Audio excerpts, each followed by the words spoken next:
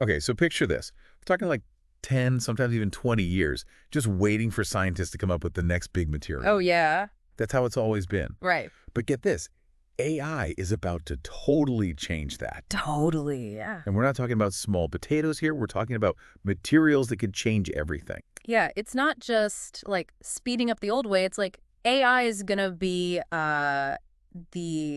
what's the word? The master chef. Yes, the master chef of materials. Like we've gone from making it by hand to something like 3D printing the perfect steak. Okay, I like this analogy. We're talking about that, the smart material platform. Is that right? Yes. It's like, what is it, like giving scientists a superpower.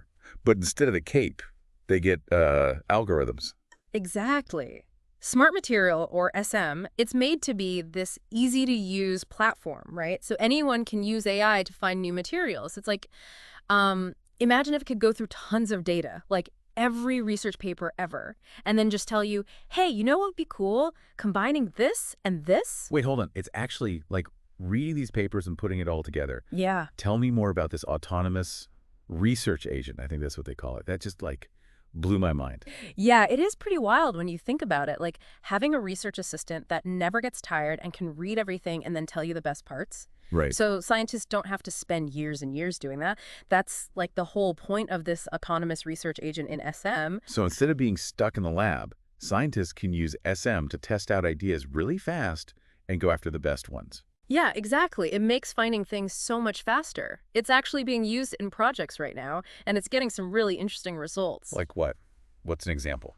Okay, let's talk batteries. Okay. Everyone wants better batteries, right? Yeah. They could last longer for your phone or be more powerful for electric cars. And ideally, they'd also be cheaper and, better for the environment. For sure. It always feels like battery technology is like trying to catch up, though.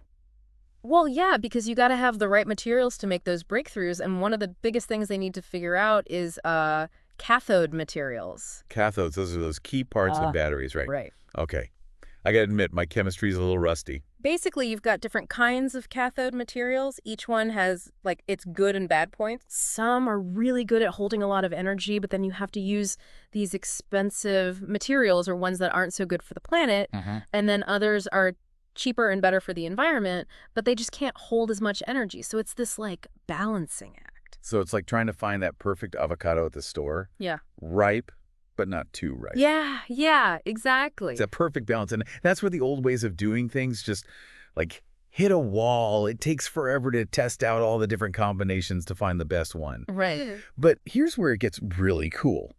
SM, they used it in this project called Lion HD. Okay. And they were focused on, you guessed it, making lithium-ion batteries way better. Okay. So Smart Material swoops in, finds the perfect avocado, or I guess battery material. It did. It really did. No way. SM found this totally new cathode material that could, like, completely change things. We're talking a possible 45% increase in energy capacity. Wait, 45%? So my phone could last like almost twice as long. Potentially, yeah. Where do I sign up? What is it? What's in this stuff? Well, they're keeping the exact, recipe under wraps for now, but what I can tell you is it uses materials that are, like, easy to find, cheap, and good for the environment. Okay, now that I can get behind. Yeah. Better for my phone, better for the planet. Yeah. It's amazing that SM can, like, go through all that data and find these hidden gems that would take us, like, how long? Oh, it could take humans years to find what SM can in a fraction of the time. Wow.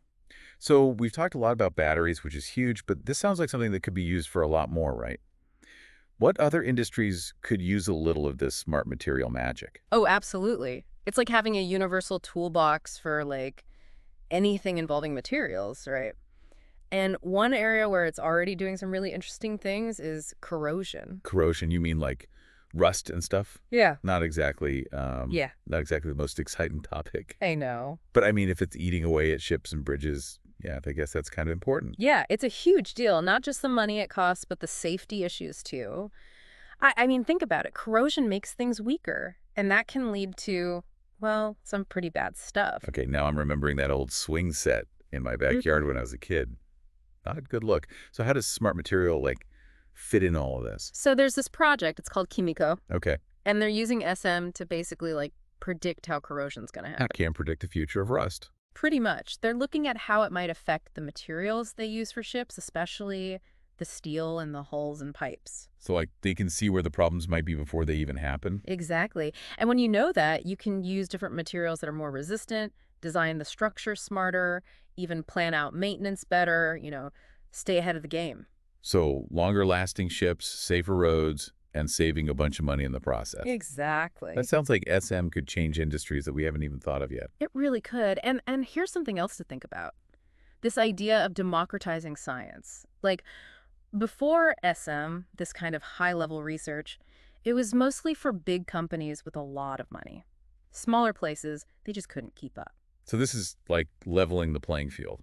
Yeah, because SM is made to be easy to use, right? So now even students or researchers from different fields can use AI. It opens up a lot of possibilities. I love that. It's not just about finding things faster, it's about letting more people be a part of it. That's what's so exciting about It's it. like giving everyone the keys to the lab. Exactly. And, with all the improvements they're making to SM all the time, like better algorithms, more powerful simulations, it's only going to get faster and more accessible as we go.